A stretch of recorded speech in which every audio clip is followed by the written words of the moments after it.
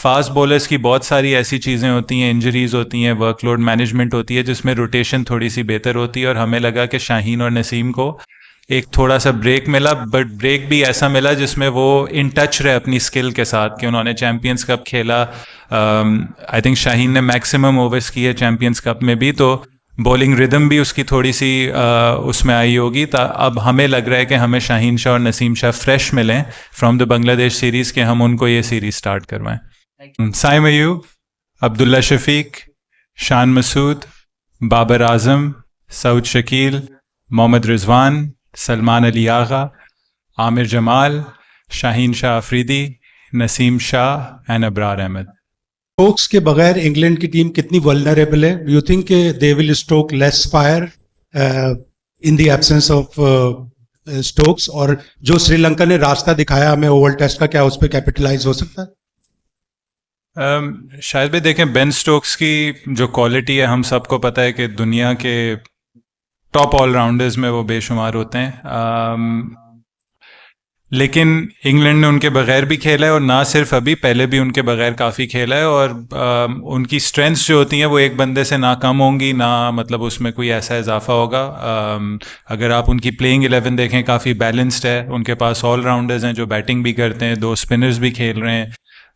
जो रूट एक extra option देती है स्पिन में, 3 फास्ट बॉलर्स हैं, बैटिंग डीप है। तो जी, उनको लॉस इंडिविजुअल का ज़रूर होगा, लेकिन फिर भी 11 की साइड है, 16 का स्क्वाड है, काफ़ी कंपेटिटिव है। तो श्रीलंका ने कुछ चीज़ें दिखाई, लेकिन देखें ये कंडीशंस कंप्लीटली डिफरेंट हैं। पाकिस्तान में सीरीज़ हो रही है, अगर हमें किसी चीज़ से लेसन्स लर्न करने चाहिए या इंस्पिरेशन ड्रॉ करनी चाहिए, वो एक तो अपनी जो लास्ट सीरीज़ इंग्लैंड के साथ हुई थी, इस ग्राउंड पे भी हम खेले थे, काफ़ी करीब आए थे टेस्ट मैच जीतने से। तो हमें हमेशा अपने माइंड में रखना चाहिए कि हम क्लोज थे उस सीरीज़ में, अपॉर्चुनिटीज़ थी जीतने की, और वही एक मिस्टेक है जो आई थिंक हमने एज ए टेस्ट स्क्वाड काफ़ी रिपीट की है, जो मेरे टेन्योर में भी हुई है, कि मैच विनिंग पोजीशंस में आके हमसे मैचेस स्लिप हुए हैं। तो हमारे लिए एज ए साइड अपनी स्ट्रेंथ पे फोकस करना है, किस तरीके से हम जो इंग्लैंड की प्लेइंग 11 है उसको टैकल कर सकते हैं और अपनी बेहतरीन क्रिकेट खेलें 5 दिन। इंग्लैंड ने हमने देखा है कि टेस्ट में जो है एग्रेसिव क्रिकेट खेलता हुआ आ रहा है, और यही उनकी जीत की वजह भी बन रही है। तो इस हवाले से क्या प्लान बनाया है पाकिस्तान ने, और किस तरह से आपके हवाले से क्या अप्रोच होगी?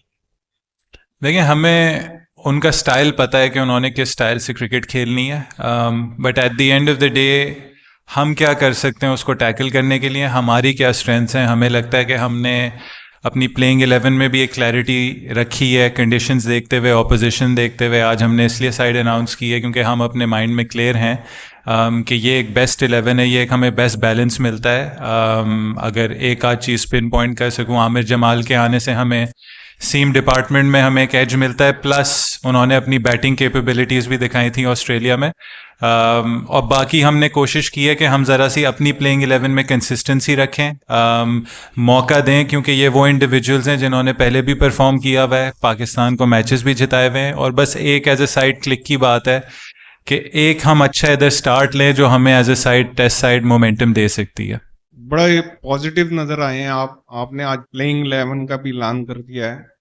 इसमें देखा जाए तो 8 बैट्समैन आपकी डेप्थ जा रही है, तो आप क्या समझते हैं कि जी, क्योंकि इंग्लैंड का भी इतना वो जो फास्ट बॉलिंग डिपार्टमेंट है उसमें बॉक्स के अलावा इतना एक्सपीरियंस नजर नहीं आ रहा बॉलर, तो आप क्या समझते हैं कि ज्यादा रन्स करके आप इंग्लैंड को दबाव में लाना चाहते हैं?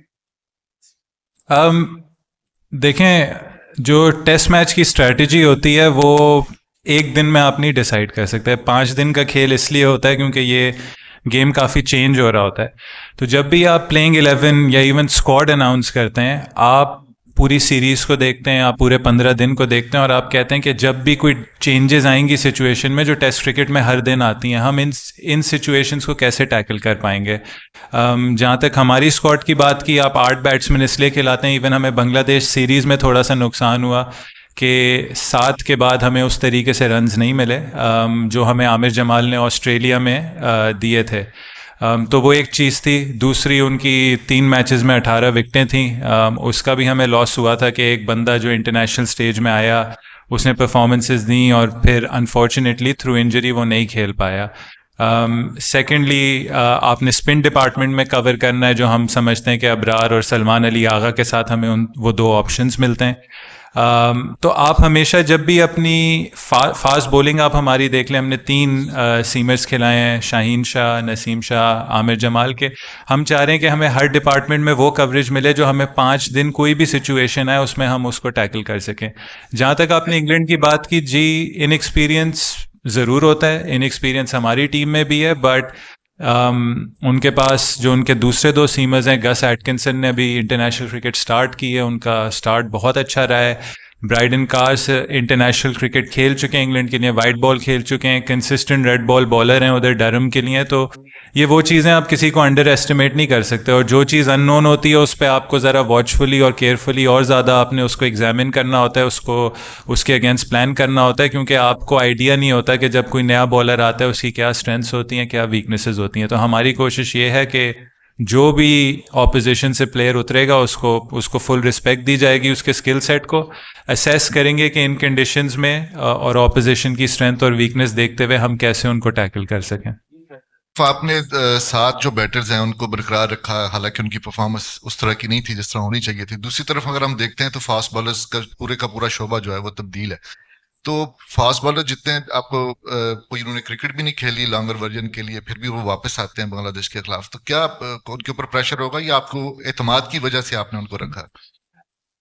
सोहेल भाई, इसमें थोड़ा सा डिफरेंटली देखना होता है बैट्समैन को, स्पेशली फास्ट बॉलर्स को। बैट्समैन की ऑब्वियसली यही थिंकिंग है कि कंसिस्टेंसी रहे सिलेक्शन में, उनको मौके दें, और कुछ चीज़ें अच्छी भी हुई हैं बांग्लादेश सीरीज़ में। जो दोनों हम पहली इनिंग्स खेले हैं बांग्लादेश में, टॉस हार के, मौसम बारिश हुई थी दोनों पहले दिन, उन कंडीशंस में जाके हमारी जो बैटिंग थी उन्होंने जो पॉजिटिव चीज़ की थी, दोनों इनिंग्स में अच्छा स्कोर एक पुटअप किया था जो फर्स्ट इनिंग्स टोटल थे। जी, जहां हमने एज अ बैटिंग यूनिट गलती की वो सेकंड इनिंग्स में थी।